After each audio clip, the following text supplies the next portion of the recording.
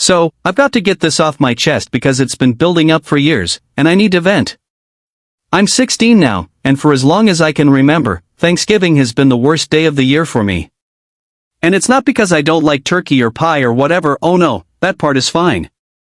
The problem is, every single year, I get forced into being the unpaid, unappreciated babysitter for everyone's kids. And when I say forced, I mean forced. I don't get asked, I don't get a choice, and I definitely don't get any thanks for it. It starts the same way every year. My family hosts Thanksgiving at our house because, apparently, we're the best equipped. Translation, we have the biggest living room and a backyard, so everyone dumps their responsibilities on us. Relatives start arriving around noon, all smiling and carrying their side dishes like it's some Hallmark movie moment. But for me? It's just the beginning of my descent into holiday hell. The second the guests arrive, it's like my existence shifts. I'm no longer a family member. I'm not a teenager who maybe wants to relax and enjoy the holiday. Nope. I become the babysitter. Without fail, someone, usually my Aunt Lisa, shows up with her screaming toddlers in tow, hands me a diaper bag, and says something like, "Oh, you're so good with kids. Can you keep an eye on them for a bit while I help set up?" Spoiler alert, she doesn't help set up. She sits in the kitchen gossiping with my mom while I get stuck trying to stop her 3-year-old from sticking crayons in the electrical outlets. It's not just her kids, either. By the time everyone's arrived, there's like 6 or 7 kids under the age of 10 running around, and guess who's responsible for making sure they don't burn the house down? Me. Not their parents. Me. Because apparently, the moment people walk through the door, they forget their parents and just assume I'm some kind of magical child wrangling machine. And here's the kicker, I don't even get to sit down and eat. Like, at all. By the time the food is ready, everyone's settling in at the table, and I'm starving because I've spent the last 3 hours chasing after kids, cleaning up spills, and breaking up fights over who gets the blue crayon. I think, finally, I can grab a plate of food and sit down. But nope. That's when someone, usually my mom, says, "Honey, why don't you take the kids to the den so the adults can enjoy dinner in peace?" Are you kidding me? I've been enjoying these kids for hours, but sure, let's make sure the adults can eat their turkey without interruption. So, I grab a plate, usually half filled with whatever's left because no one thinks to save me anything, and I get sent off to the den to supervise the kids while they eat. Do you know how hard it is to get a bunch of toddlers to eat Thanksgiving dinner? Half of them don't even want turkey, they just want rolls and mashed potatoes. The other half are screaming because they don't like gravy or someone else took the seat they wanted. By the time dinner's over, I'm covered in cranberry sauce, exhausted, and still hungry because I've been too busy wiping sticky hands and cutting up food into tiny pieces to actually eat my own meal. And then, as soon as the adults are done eating, they're all like, "Okay, time to head home." They grab their kids, say their goodbyes, and leave. That's it. No one says, thank you to me for watching their kids. No one even seems to notice that I'm practically falling over from exhaustion. They just pack up their leftovers and head out, leaving me to help clean up the aftermath of the chaos their kids left behind. This year, though, I'm done. I've had it. The frustration has been building up for years. Every single Thanksgiving, the same script plays out, and I'm always the one stuck on the losing end of it. Well, not this year. Weeks ago, I made a promise to myself, no more. No more getting pushed into babysitting like it's some sacred family tradition. No more sacrificing my entire day so the adults can have their little wine-fueled dinner party in peace. And definitely no more skipping my Thanksgiving dinner, the one day of the year with food that's actually worth looking forward to, just so I can cut up turkey into bite-sized pieces for kids who won't even eat it. This time, I'm putting my foot down. I don't care if it starts a full-blown family war or if I have to barricade myself in my room with a chair wedged under the doorknob. This year, Thanksgiving is going to be different. Thanksgiving Day rolls around, and the morning starts just like it always does. I wake up to the smell of turkey roasting in the oven and the sound of my mom clanging pots and pans around in the kitchen. She's already in her annual state of pre-holiday stress, barking orders at my dad about setting up extra chairs and muttering to herself about whether there's enough cranberry sauce. I'm sitting in my room, just staring at the ceiling, trying to mentally prepare myself for the chaos that's about to unfold. I know exactly what's coming. By noon, the relatives will start showing up, and the whole circus will kick off. But this time, I've got a plan. I'm bracing myself for battle, determined not to let anyone steamroll me into being the family doormat again. Right on schedule, the doorbell rings at 12:04 p.m., and the first wave of guests arrives. It's Aunt Lisa, of course, the queen of dumping her responsibilities on everyone else. Her two kids are already a disaster, crying and screaming over something that happened in the car ride over. One of them is holding a half-empty juice box that's already dripping sticky orange liquid onto our carpet, and the other is dragging some ratty stuffed animal by its ear like it's a hostage. Aunt Lisa doesn't even bother with pleasantries. She barely steps through the door before she spots me and zeroes in like a heat-seeking missile. "Oh, there you are," she says with that fake cheerful tone that makes my stomach churn. "I'm so glad you're here. Can you take the kids for a minute while I help your mom in the kitchen?" She doesn't even wait for me to answer. She shoves a bulging backpack into my hands, the usual survival kit of toys, snacks, and emergency diapers, and starts herding her kids in my direction like it's already a done deal. Normally, this is the part where I'd sigh, grit my teeth, and resign myself to my fate. But not this time. This time, I'm ready. I take a deep breath, hand the backpack right back to her, and say as calmly as I can, "Actually, I'm not babysitting this year." The look on her face is priceless. It's like I've just told her I'm planning to set the turkey on fire and serve everyone a plate of ashes. "What do you mean you're not babysitting?" she demands, her voice dripping with disbelief. "You're so good with them." It's the same line she's used every year to guilt-trip me, as if being good with kids is some kind of curse that obligates me to spend every holiday as the family nanny. "I mean," I say, locking eyes with her, "it's Thanksgiving, and I'd like to enjoy it too. You know, like everyone else does." I can hear my heart pounding in my ears, but I keep my voice steady. My palms are sweaty from holding my ground, but I refuse to back down. Aunt Lisa stares at me like I've just insulted her entire family lineage, her mouth opening and closing like a fish out of water. For a moment, I think she's about to argue with me, but instead, she just huffs loudly, yanks the backpack back into her arms, and stomps off toward the living room with her kids trailing behind her. I could tell my mom overheard because, out of the corner of my eye, I saw her freeze mid-chop while slicing carrots. Then came the look, that classic mom look, the one loaded with unspoken disapproval, like she was trying to drill a hole in the back of my head with her eyes. Her expression screamed, "Really? You're doing this now?" It was the kind of look that usually made me feel about 2 inches tall, but this time, I refused to let it get to me. I just shrugged, muttered something about needing to grab my phone from my room, and made a tactical retreat upstairs.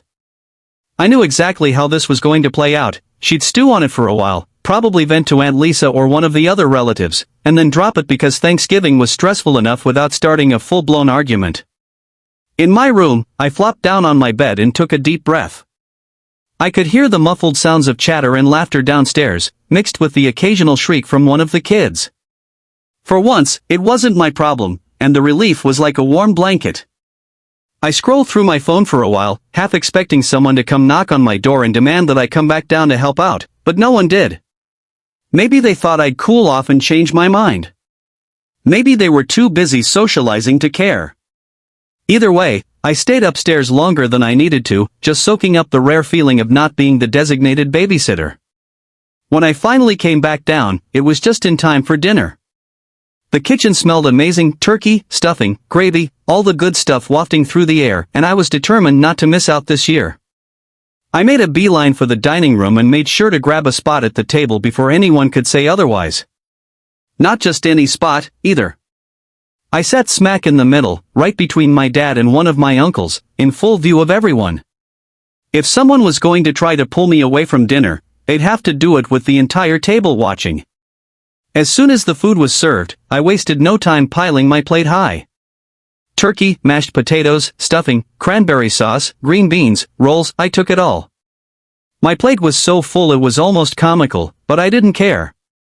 For once, I was going to enjoy this meal. I sat back, fork in hand, savoring the first bite of stuffing, when it happened.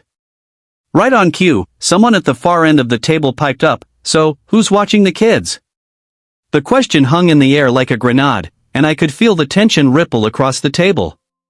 Normally, this would be the moment where all eyes shifted to me, and I'd sheepishly get up and shuffle off to babysit. But not this time. I didn't even hesitate. Before anyone could say a word, I put my fork down, looked up, and said, loud enough for everyone to hear, I'm not babysitting this year. I've done it every Thanksgiving since I was like 10, and I'd like to actually enjoy dinner with everyone for once. The silence that followed was deafening. You know that moment in a movie when the record scratches and everything just stops? That's what it felt like. Forks froze halfway to mouths. Glasses of wine hovered in midair. No one said anything for what felt like an eternity, though it was probably only a few seconds. I didn't look up to see their reactions, I just kept eating, acting like nothing was out of the ordinary. But I could feel the stares, especially my mom's. Her glare was practically burning a hole into the side of my face, but I refused to acknowledge it. I'd said my piece, and I wasn't backing down. Eventually, Aunt Lisa broke the silence with a dramatic sigh, the kind that made it sound like she'd just been asked to lift a 100-pound weight. Fine, she said, pushing her chair back with a loud scrape. I guess I'll keep an eye on them. She made a big show of getting up, muttering something under her breath that I couldn't quite make out, and marched off to the den to round up her kids. I didn't even flinch. I just kept eating, pretending I hadn't noticed her little performance. The stuffing was excellent, by the way. Best I'd ever had. The table slowly returned to normal, though the energy felt a little off. People started talking again, passing dishes around, and pouring more wine, but there was this weird undercurrent of tension. I could tell a few of the adults were still thrown off by what had just happened. My mom, in particular, looked like she was biting her tongue so hard it might fall off. She kept glancing at me like she was debating whether to say something, but I guess she decided against it because she stayed quiet. Meanwhile, I just kept eating, savoring every bite like it was the first real meal I'd ever had. The rest of the meal was awkward, to say the least. No one outright said anything to me, but I could tell some of the adults were annoyed. Honestly? I didn't care. For the first time in years, I actually got to sit down and eat my Thanksgiving dinner without someone tugging on my sleeve or screaming in my ear. It was amazing. After dinner, when everyone was getting ready to leave, Aunt Lisa made a passive-aggressive comment about how some people don't know how to help out, but I just smiled and said, Happy Thanksgiving. I know I probably pissed some people off, but you know what? I don't care. I'm done being the family babysitter. If they want someone to watch their kids, they can hire a professional. I'm 16. I deserve to enjoy Thanksgiving too. Update. The next morning started off peaceful enough. I woke up later than usual, still riding the wave of triumph from the night before. For the first time in years, I'd stood my ground and actually enjoyed Thanksgiving like a normal person. I ate my dinner without interruptions, stayed out of the chaos of babysitting, and, honestly, I felt pretty proud of myself. I thought maybe, just maybe, the whole thing had blown over. Sure, Aunt Lisa had stormed off with her kids, and my mom had been looked at me angrily all evening, but no one had actually said anything to me after my declaration. I figured they were probably too embarrassed to admit I had a point. But, of course, that peace didn't last long. As soon as I came downstairs, I could feel the tension in the air. My mom was in the kitchen, aggressively wiping down the counters even though they were already clean, her go-to move when she was stressed about something. The usual morning Thanksgiving after chaos was their half-empty Tupperware containers of leftovers scattered on the counters, a mountain of dirty dishes in the sink, and the faint smell of turkey still lingering in the air, but it wasn't just the mess that felt off. My mom wasn't saying anything, but she didn't have to. I could feel it. Something was brewing. It didn't take long for her to say what was on her mind. As I opened the fridge and grabbed a slice of leftover pie, I could hear the telltale signs of her irritation building up behind me. First came the dramatic sigh, the kind that was so loud and deliberate, it could have been heard across the house. It wasn't just a sigh, it was the sigh, the one she always used when she wanted to signal that she had something important to say but was trying to decide how to phrase it in a way that wouldn't immediately spark a fight. I froze for a second, plate in hand, already knowing exactly what was coming. Still, I braced myself, hoping maybe, just maybe, I was wrong. Spoiler alert, I wasn't. Sure enough, her tone was clipped and overly formal when she finally spoke, the words measured but sharp, like she was holding back her full frustration. She told me that Aunt Lisa had called her earlier that morning, and apparently, Aunt Lisa was very upset about my behavior at dinner. The way she said very upset made it sound like Aunt Lisa had spent the entire night stewing over it, working herself into some kind of melodramatic frenzy before deciding to call my mom and unload her feelings. According to my mom, Aunt Lisa had described my behavior as disrespectful and said she felt completely humiliated in front of the family because of the way I'd refused to help out. She even went so far as to say that my actions made her feel like a bad parent, as though I'd intentionally set out to shame her. I just stood there, still holding my plate, as my mom relayed all of this in that carefully neutral tone she uses when she's trying to appear impartial but is clearly leaning one way. It was obvious she wasn't just a messenger. Her words were dripping with subtext, and I could tell she wasn't thrilled with me either, even if she hadn't outright said it yet. The irritation was there in the tightness of her jaw, the way she avoided looking directly at me, and the fact that she was suddenly wiping down the counter with way more force than necessary. She wasn't just annoyed about the situation, she was annoyed with me for being the cause of it. Disrespectful? Embarrassed? The words rattled around in my head as I stood there, the warmth of the pie in my hand suddenly feeling like an afterthought. Was she serious? I could feel the heat rising in my chest, my pulse quickening as my emotions churned between anger and disbelief. Aunt Lisa, upset? Aunt Lisa, embarrassed? Was this the same Aunt Lisa who had been dropping her kids off at my feet every Thanksgiving for years, treating me like a live-in nanny without so much as a thank you? Was this the same person who had never once considered how I felt about being conscripted into babysitting duty while she sat in the kitchen sipping wine and laughing with the other adults? Now she wanted to act like she was the victim because I'd finally said no? The audacity of it all was almost laughable if it hadn't been so infuriating. I could feel my grip tightening on the plate as I forced myself to stay calm.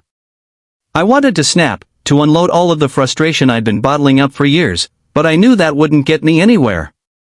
Instead, I took a deep breath, trying to steady myself before I said anything. The last thing I needed was to let my mom think I was being overly emotional and dismiss my side of things as teenage drama. I knew I had to approach this calmly, rationally, even though everything in me was screaming to let loose. When I finally spoke, I started by reminding her of the most important fact: Aunt Lisa's kids weren't my responsibility. Plain and simple. They were her children, not mine, and it was her job to take care of them, not mine. I wasn't their nanny, their babysitter, or their live-in childcare provider, and I certainly wasn't getting paid to deal with them. I pointed out how ridiculous it was that Aunt Lisa expected me to give up my entire Thanksgiving every year to watch her kids while she enjoyed herself without a second thought. It wasn't fair, and it wasn't right. I was part of the family too, and I deserved to enjoy the holiday just as much as everyone else.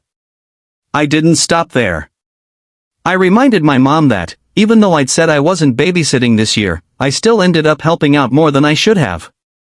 I had spent part of the evening watching the kids while everyone else was setting up, making sure they didn't destroy the house or kill each other in the process.